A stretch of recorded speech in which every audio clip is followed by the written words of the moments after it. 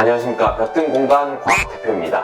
오늘 영상은 추운 겨울을 따숩게 보내기 위한, 곰팡이가 없는 집에서 살기 위한 집 내부 단열 작업에 대한 영상입니다. 단열재가 시공 안 된 집들은 온도차로 인해 내부에 결로가 발생하고, 그 결로가 습기가 되고, 습기로 인한 곰팡이가 또 생기게 됩니다. 그것에 그치지 않고 겨울에는 춥고 여름에는 더운 집을 만들기도 하지요. 그래서 난방을 하시더라도 난방의 효율 또한 나오지 않습니다. 가스 비용 폭탄을 맞게 되시는 거지요. 이런 걱정들을 덜어드리고 줄여드리고자 이번 영상에 대해서는 단열 작업에 대해서 한번 이야기해보고자 합니다. 그럼 영상을 보시면서 어떤 자재를 쓰고 어떻게 시공을 해야 하고 하는지에 대해서 설명해 드리겠습니다.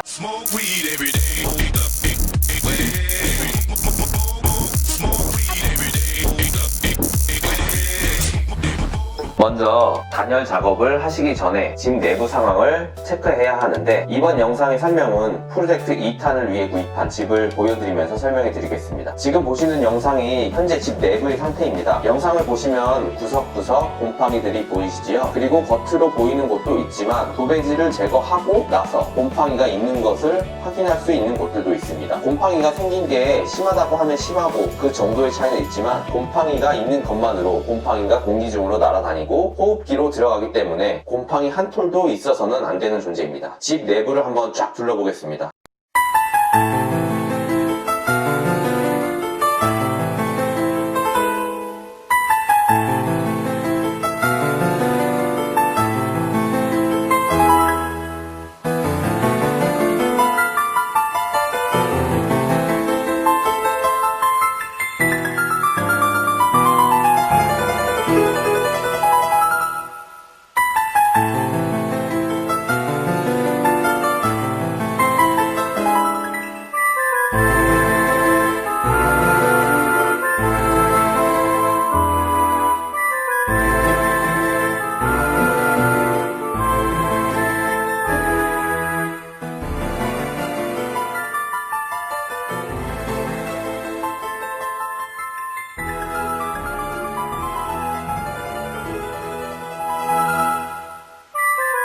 다들 보셨지요? 그럼 곰팡이 제거도 하고 단열 작업도 하는 작업 순서에 대해서 말씀드리겠습니다. 작업 순서는 첫 번째로 외벽 쪽의 도배지 및 기존 작업된 단열재 제거 작업을 하였습니다. 내벽은 벽체 작업을 하지 않고 바로 도장 작업을 할 예정이라서 도배지 제거 작업을 먼저 하지 않았습니다. 현재 제거 작업을 하고 있는데 보이시나요? 이게 기존에 단열 위에 붙여놓은 단열재인데요. 이게 진짜 모양만 단열재이지 단열재 역할을 할 수 있을지도 의문인 두께입니다. 한 2-3mm 정도 되는 것 같습니다. 이걸로 단열이 될 리가 절대 만무하겠지요. 도배지가 기존에 합치 작업이 된 집들은 도배지 제거 작업도 상당히 힘드실 겁니다. 방법은 열심히 물 뿌리시면서 한 겹씩 도배지를 벗겨내셔야 합니다. 겉에는 물을 먹어서 잘 제거가 되지만 정작 도배지 안쪽까지는 물이 침투되지 않으니까요. 두 번째로 곰팡이 제거제를 바르는 작업을 해줬습니다. 곰팡이 제거제의 이름은 프로젝트 1탄에서 말씀드렸는데, 그래도 궁금하신 분들은 댓글 달아주시면 제품명을 말씀드리겠습니다. 그리고 곰팡이 제거제의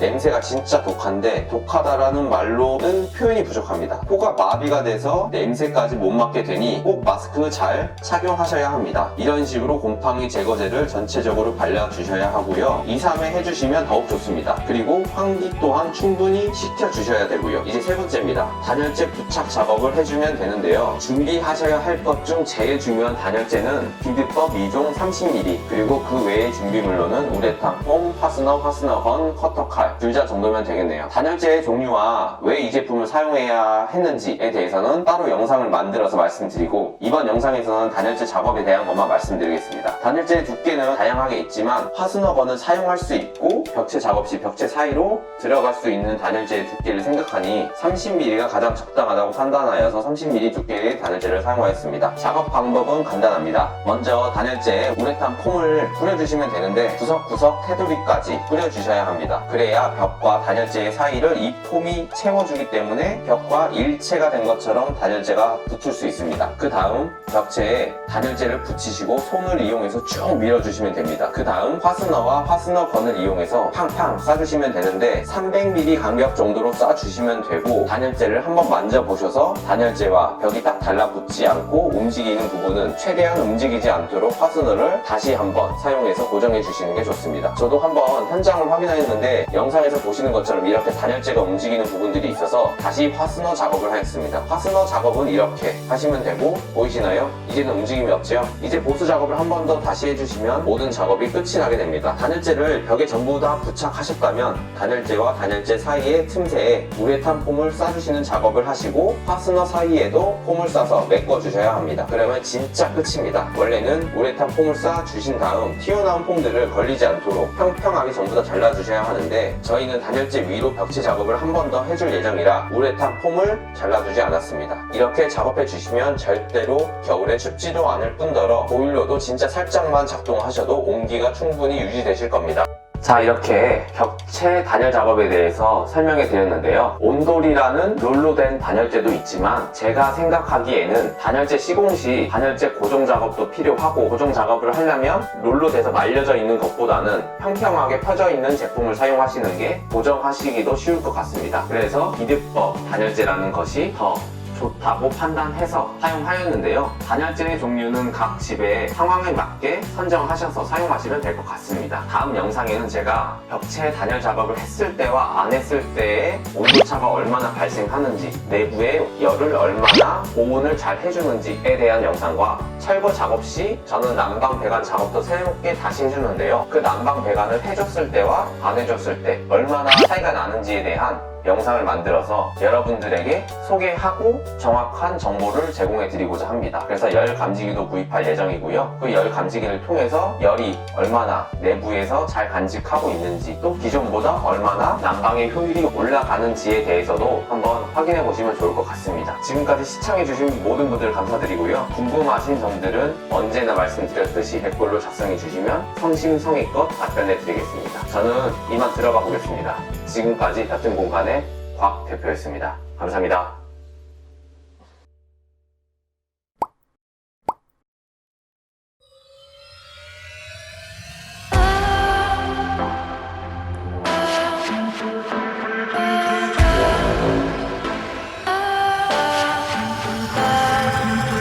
Recalling memories, photos of you and me. How you used to say the future's on its way. Recalling memories, photos of you and me. How you used to say the future's on its way. Defining our memories as the difference between you and me. Writing our history.